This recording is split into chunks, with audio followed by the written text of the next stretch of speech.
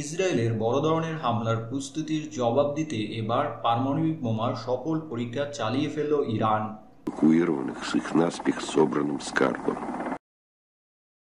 ইরানের সাথে ইতিহাসের বিপর্যয়কর পরিস্থিতিতে পরে ইসরায়েলের অবস্থা যখন শোষণীয় পর্যায়ে, ঠিক তখন এই অবস্থা থেকে বাঁচতে নেতানিয়াহু যখন আমেরিকাকে এই যুদ্ধে টেনে আনতে নানা কূটকৌশল চালাচ্ছে, ঠিক সেই মুহূর্তে যুদ্ধের বিরুদ্ধে ফুঁসে উঠছে আমেরিকার রাজনীতিবিদরা তথা তাদের দেশের জনগণ। ফলে ডোনাল্ড ট্রাম্পের আগ্রহ থাকা সত্ত্বেও তিনি এ মুহূর্তে ইসরায়েলের জন্য আপাতত কিছুই করতে পারছেন না বলে দেখা যাচ্ছে।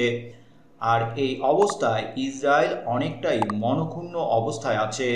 ফলে ইসরায়েল এবার একাই ইরানে বড় ধরনের হামলা চালানোর প্রস্তুতি নিচ্ছে বলে খবর দিয়েছে আল জাজিরা। গতকাল ইরান তাদের দীর্ঘ প্রতীক্ষিত পারমাণবিক পরীক্ষার সফল প্রস্তুতি সম্পন্ন করেছে। এই পরীক্ষার পরে ইরানের কোম প্রদেশে একটি ভূমিকম্প অনুভূত হয়। এর মাত্রা ছিল 5.1 এবং এর গভীরতা ছিল 10 কিলোমিটার। ইরানের এমন খবরে অনেকটাই চুপসে যায় আমেরিকা সহ ইউরোপীয় ইউনিয়ন। ইরানের পারমাণবিক পরীক্ষার এমন আলামতি হঠাৎ সুর নরম করেছে ইউরোপীয় ইউনিয়নের 7টি দেশ।